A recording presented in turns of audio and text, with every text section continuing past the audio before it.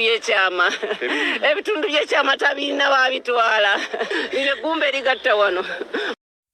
Alright, gwe wena twafuna story ya Kadaama Mire ngenda gikuyisizaamu wano olabe biki ebyaliwo, naye nga emirambo ebiri gikomezeddwawo okuva e Saudi Arabia ng'ogwa Mire gwe gwasooka.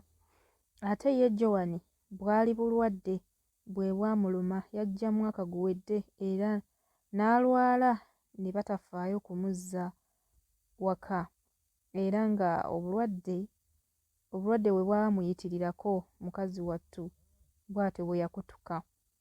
Era story ngenda kuba ngikutuusaako mu maaso awo. Kaakati tutandise ne story ya Mire. Mire agamba mukama we baamugamba nti bagendako mu nsi ndala kuba ye yali amaze ku contract naye nga ayagala kudda waka ne bamulemesa. Mukama we n'amugamba nti bagendako wa mu nsi ndala, ne bamukolera ku mpapula ne bagenda mu nsi endala. Naye nga before tebannaba kugenda Mire yategeezaako woofiisi ye nga womanyi ebya woofiisi bwe baba bamala dda okusasulayo mu bakama abo se eba ntono boogera naye ate tebafaayo kiri awo. Kati bwe yalaba nga ne woofiisi temufuddeeko yakkiriza n'agamba kale tugende kubanga famire yo yalemerako. Era Mire bw'atuuka nga bagenze gye bagenze, we baatuukira waali walungi nnyo era teyalina kweraliikirira.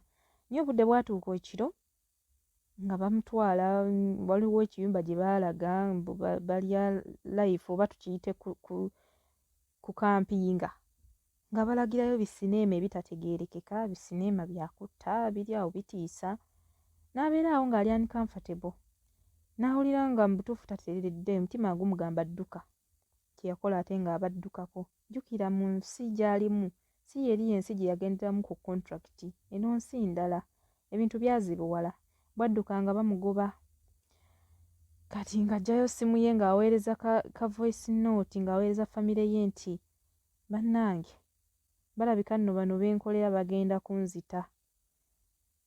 Kaakati tebaddamu kuwuliza Mire, okuddamu okuwulira nti Mire mufu, naye kampani yabagamba kimu nti Mire yafudde accident, kirukululana kyamutomedde naye nga mu butuufu tosobola bikkiriza. So nze kyenva ŋŋamba era nga mbakubiriza nti mube beegendereza kuba ensi eno si nnyangu, ensi eno yo si nnyangu. Ate nga ne kampani ekisinga okuluma nti eno tebabafaako, ne we muloopa emisango egyenkanawa. Ebiseera ebisinga n'abo abantu be tukolera abamu baba bakolera ddala omwo mu poliisi oba nga balina ebifo eby'amaanyi nga ne bwe munaaloopa mutya era tewalina kye bagenda bakolako. Kati munnange mbakubiriza okwegendereza, naye nga katweyongereyo ne story yaffe eno ogenda kuba olaba maama bambi amaziga gaalimu. Ebitundu by'ekyama tabirina babitwala lino eggumba erigatta wano baalitemera ng'oliwe yatema ennyama nga yatema n'aligiramu ddala lyonna ekitundu bw'ati. Ababaddeyo nga muwakana ffe twerabiddeko. Mire baamusaddaaka, Mire baamutwalamu ebitundu bye eby'ekyama. Postmortem eraga nti amisinga obukyala bwe bonna, era bw'obikkula bw'oti mayiti osanga nga bwo tebuliiwo. Kati kye baakola bwe baalabanga obukyala bwe abantu bajja kutegeera nti bwasaliddwawo. Titwafunyeeko kuyambibwa kwonna eri kampuni ti bannange muyite wano ne wano ne wano ne wano. Yakifuula obusungu, simanyi kayanja simanyi kavirika biki kayanja biki. N'akomawo ne yeewaana nga ye batali mwava alina emmotoka nnya zaaguze mu baana baffe. Talinga kyategeeza nti mikuze emirambo gyammwe nguzeemu n'emmotoka ziizino. Omulambo gwa Joan